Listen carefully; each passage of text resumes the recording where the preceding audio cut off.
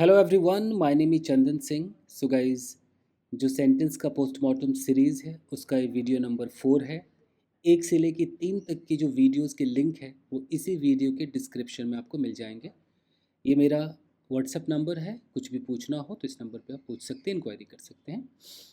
देखिए, आज का जो हमारा सेंटेंस है, जो पैराग्राफ है, वो है यहाँ से यहाँ तक कि standing next to a broken embankment on his farm land near the India-Pakistan border, Mr. Naseeb said, the bund broke at night and the force with which the water gushed in created this pit which is about 30 to 40 feet deep. ये हमारा एक paragraph है। तो हम सबसे पहले देखेंगे कि बात किसकी हो रही है, यहाँ पर सब्जेक्ट कौन है। तो सब्जेक्ट है मिस्टर नसीब, ये हमारा सब्जेक्ट है। मिस्टर नसीब के बाद यहाँ पर एक वर्ब है सेड, यानी कि मिस्टर नसीब ने कहा, ठीक है। लेकिन यहाँ जो स्टैंडिंग है ये भी मिस्टर नसीब के लिए ही है, और इस तरह के स्ट्रक्चर को हम प्रेजेंट पार्टिसिपल फ्रेज कहते हैं। इसकी पहचान क्या होती है कि वर्ब में आईएनजी से शुरू होगा और एक फ्रेज होगा और यहाँ पर एक कॉमा होगा और कॉमा के बाद एक सब्जेक्ट होगा। जैसे अगर यहाँ पर लिखा हो कि सीइंग अ लॉयन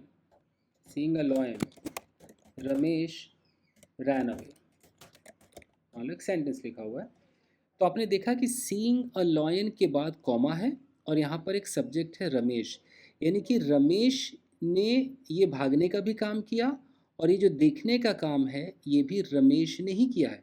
तो एक ही सब्जेक्ट ने दोनों काम किए।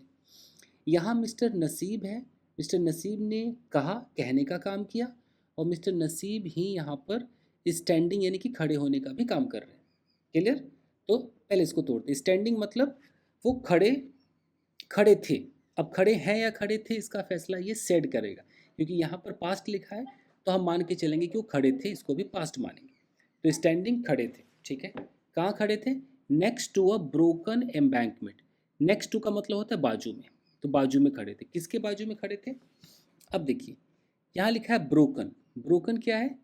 ये पास्ट पार्टिसिपल है, यानी कि एडजेक्टिव का काम करता है। ये जो ऐसा V3 है जो एडजेक्टिव का काम करता है, यानी कि ब्रोकन मतलब टूटा हुआ।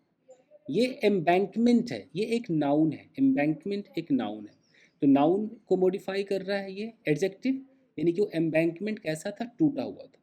एम्बैंकमेंट का मतलब होता है जो बांध बना होता है ना, कि पानी वानी ना घुस जाए, बांध बनाते, उस बांध को एम्बैंकमेंट कहते हैं। तो वो एम्बैंकमेंट कैसा था? टूटा हुआ था। तो स्टैंडिंग मिस्टर नसीब खड़े थे। कहाँ खड़े थे? Next to. नेक्स्ट टू मतलब बाजू में। किसके बाजू में? एक टूटे हुए बांध के बाजू में। अब वो बांध कहाँ पर था? एक प्रेपोजिशनल फ्रेज है, ऑन हिज फार्म लैंड। ये एक प्रेपोजिशनल फ्रेज है।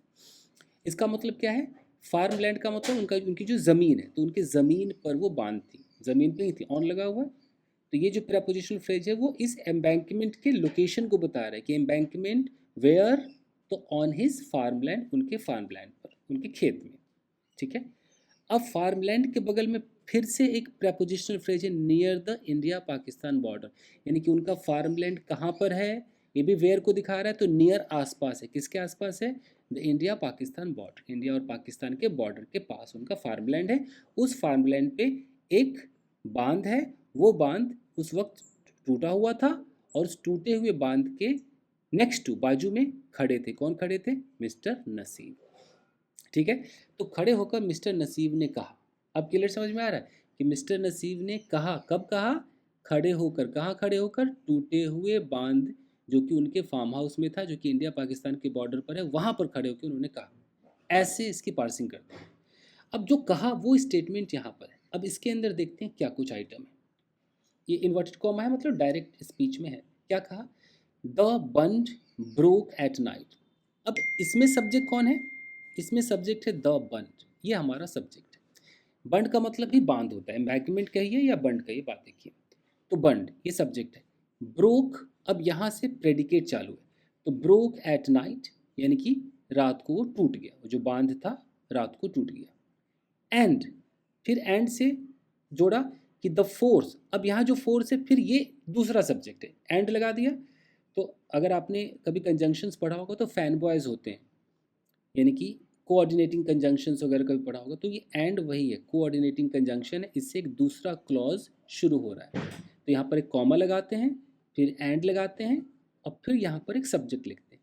तो ये द फोर्स क्या है, एक सब्जेक्ट है, ठीक है, द फोर्स। अब इस सब्जेक्ट का प्रेडिकेट किधर है, फोर्स के बगल में लिखा है कि with which the water gushed in, ये नहीं है, ये इसका प्रेडिकेट नहीं है, इसको मैं अलग हाईलाइट करता हूँ, ऐसे पहचानना है। तो इसको हम यहाँ रखते हैं, इस कलर में रखते हैं।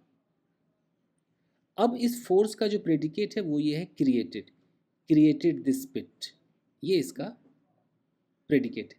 यानी कि फोर्स ने, बांध टूट गया रात को और जो फोर्स था उस फोर्स ने क्रिएट कर दिया दिस पिट, इस वाले गड्ढे को उस फोर्स ने क्रिएट किया।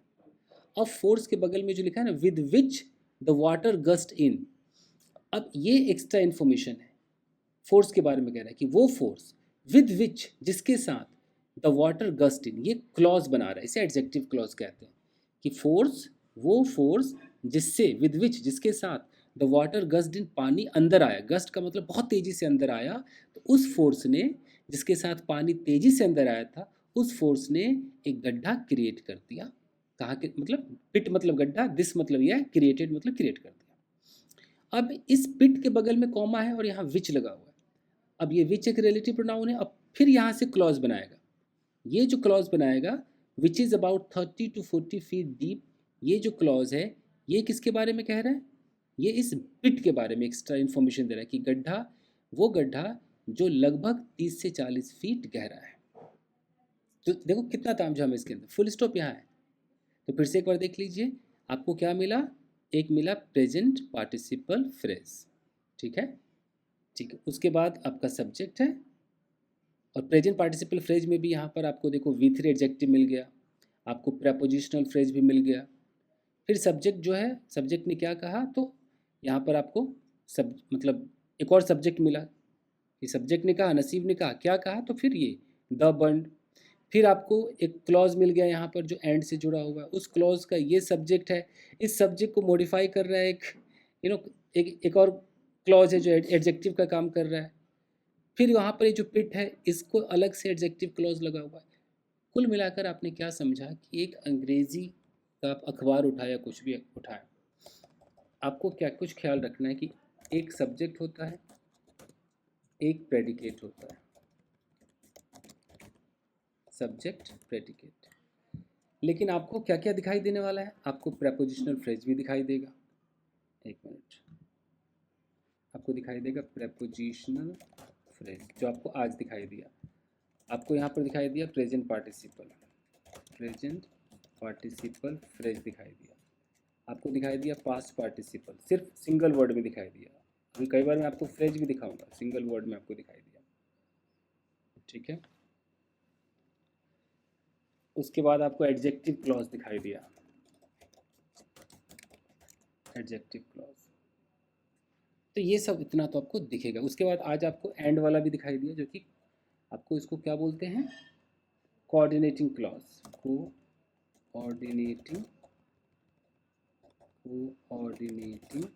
क्लॉज, जो कि इन कंजंक्शंस में से किसी एक से बना होगा, फैन बॉयज, तो उसमें एंड लगा हुआ था, तो ये ए से बना हुआ है। तो ऐसे जब पोस्टमार्टम करेंगे तो आपको बहुत कुछ समझ में आने लगेगा। बाकी कुछ भी समझ में ना आए तो इस नंबर पर आप कांटेक्ट कर सकते हैं, जैसा आप वीडियो कहेंगे बना दूंगा मैं। तो यही गाइस, इस सीरीज़ को फॉलो कीजिए और बहुत कुछ सीखने को मिलेगा। मतलब पूरे ग्रामर के इतनी गहराइयों में आपको ले जाऊंगा ना, एक एक पॉइंट ऐसा समझाऊंगा, मज़ा आ जाएगा। बहुत ही एडवांस लेवल का कोर्स है, बट बिगनर्स भी देख सकते हैं। चलिए guys, thank you very much. Video को लाइक करना ना भूलें अगर आप कुछ सीखना चाहते हैं। थैंक यू, मिलते हैं गाइस, थैंक यू।